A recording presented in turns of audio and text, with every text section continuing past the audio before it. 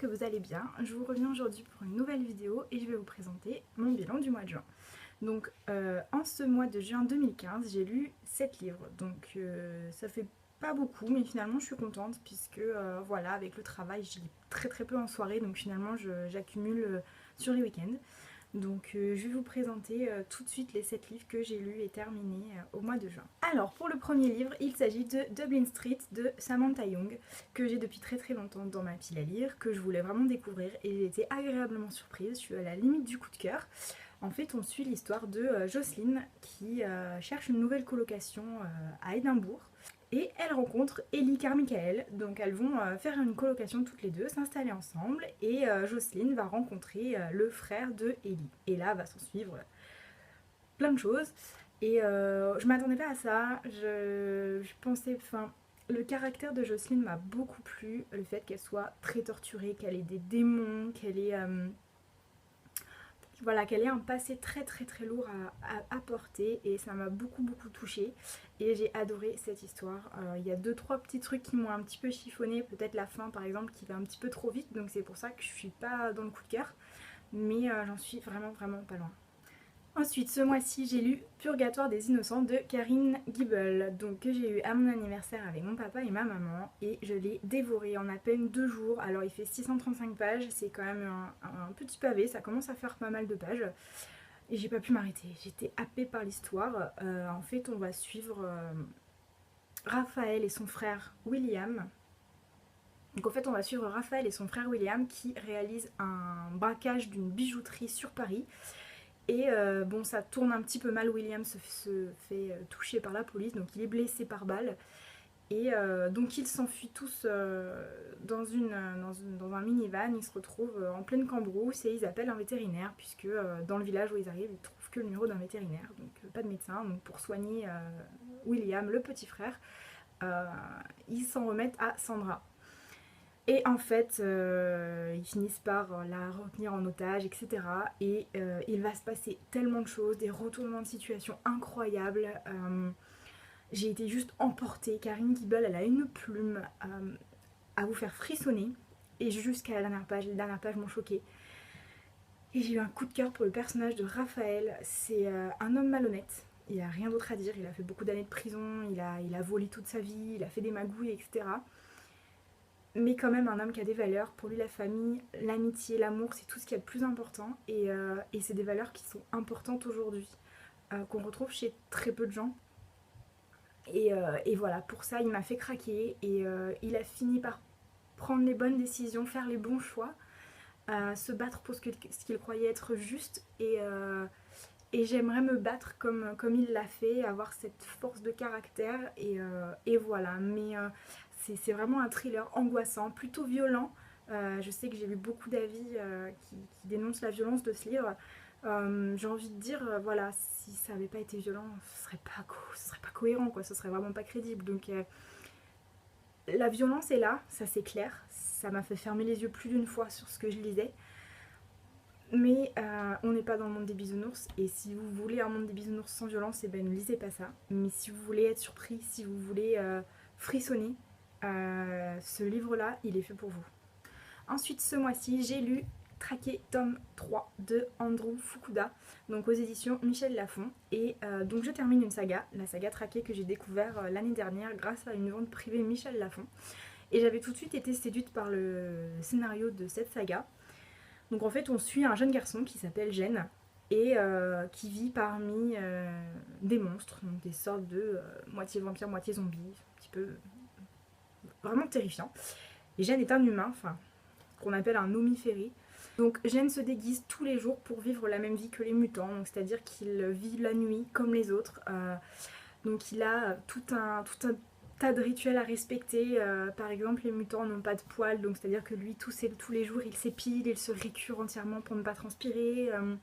Donc il y a plein de petites choses que Gene met en place pour survivre, parce que c'est tout ce qu'il peut faire pour survivre dans ce monde de monstres, quoi. Et donc on arrivait à... je vais pas vous raconter tout ce qui se passe dans les 2 premiers tomes, mais c'est une très belle conclusion. La fin m'a laissé sur les fesses, je m'attendais pas à une fin comme ça, c'est vraiment une fin horrible. si je puis dire. Donc voilà, si vous connaissez pas cette saga, elle vaut vraiment le coup. En plus, les tomes sont pas si chers que ça. Pour un grand format, c'est 16 euros. Donc pour un grand format, vraiment ça va. Puisqu'aujourd'hui, on a beaucoup de grands formats qui sont à 20-25 euros. Donc vraiment ça va, surtout que je crois que les premiers tomes sont déjà sortis en format pocket. Donc voilà, si vous connaissez pas, c'est pas vraiment...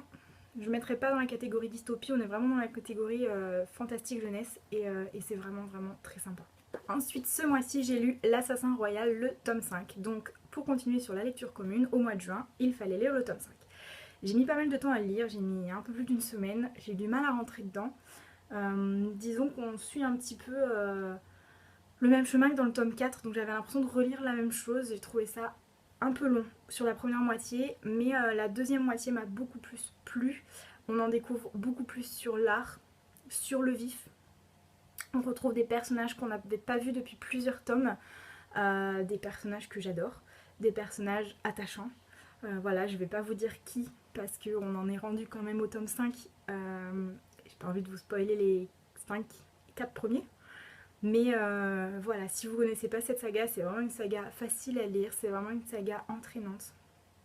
Une grande saga de fantasy et voilà, le rythme auquel on le lit dans la lecture commune, moi ça me convient bien, un tome tous les 2 mois, ça me permet de rester bien immergée dans le monde, de pas me perdre au niveau des personnages, des lieux, etc.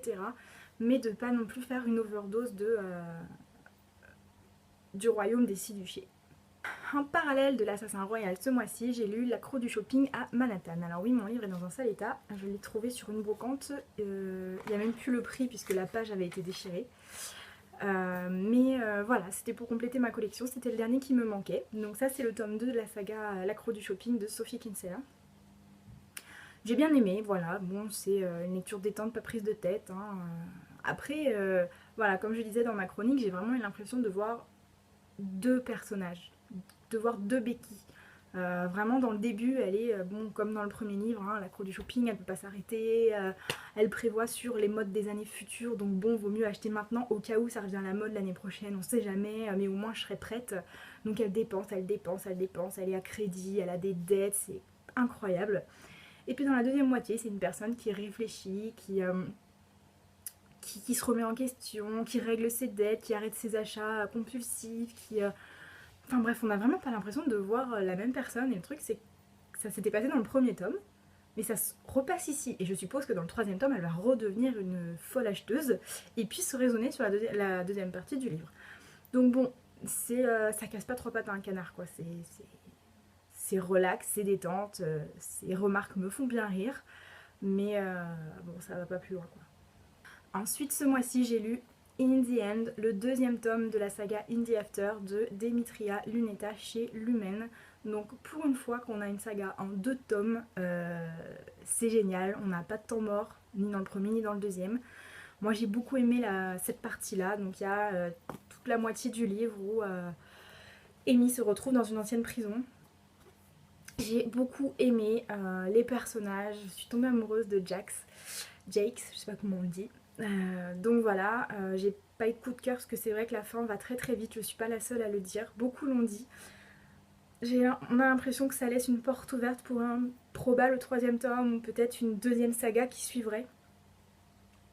On sait pas trop, mais c'est vrai qu'à la fin, en l'espace de 10 pages, tout est réglé, ça va très très vite et c'est vraiment dommage. Enfin, on reste un peu sur notre faim, on nous manque des questions, il nous manque des réponses, pardon.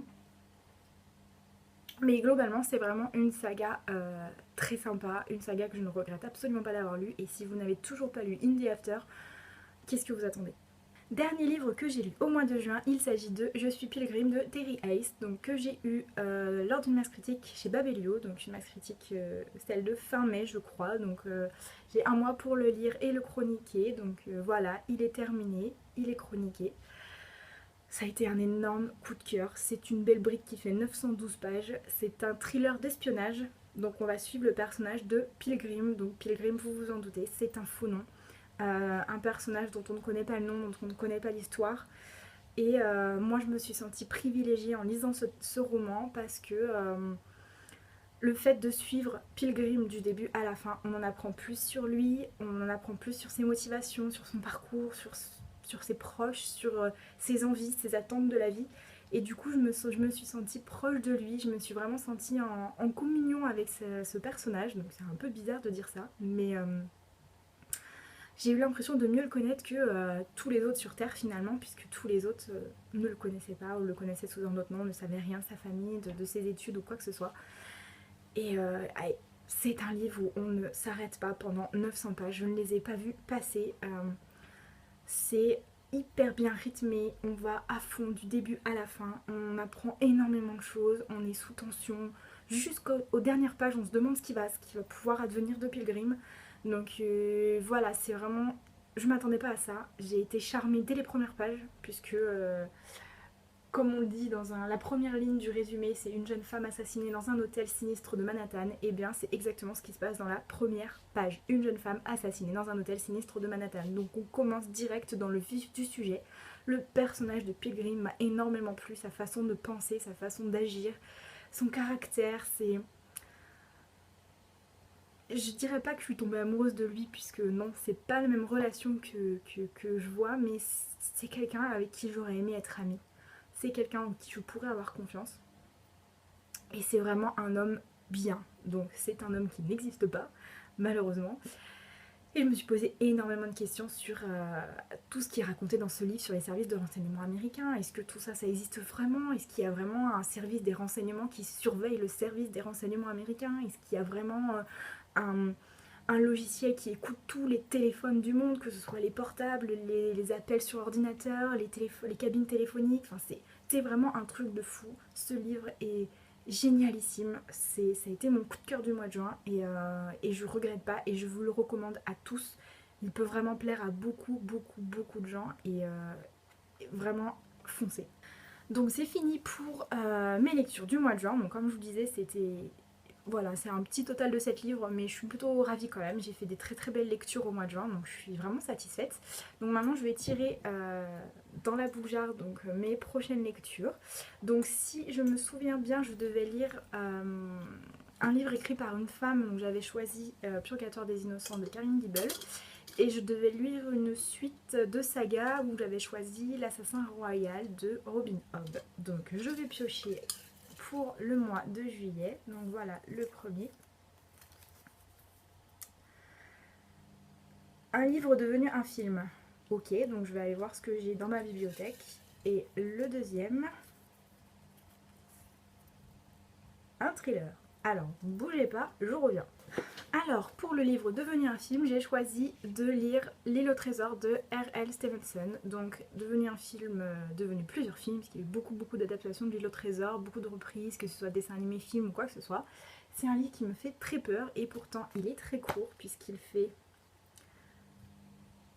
200 pages. Il fait 200 pages, mais je ne sais pas pourquoi, j'ai peur de ce livre, donc je vais essayer de me plonger dedans doucement mais sûrement. L'été c'est la bonne période pour lire L'île au trésor, donc c'est parti. Et pour le thriller, j'ai choisi Le Cercle de Bernard Minet. En fait, c'est ma lecture actuelle, donc voilà, je l'ai commencé hier, j'en suis à 100 pages sur 700, sur 800, pardon. Donc j'ai lu un huitième. Et voilà, Bernard Minet, je n'ai lu qu'un seul livre de lui et j'aime beaucoup ses personnages, j'aime beaucoup son écriture, donc je suis ravie de poursuivre avec cet auteur. Voilà, c'est terminé pour le mois de juin, donc je vous souhaite plein de bonnes choses pour cet été et puis je vous dis à très vite.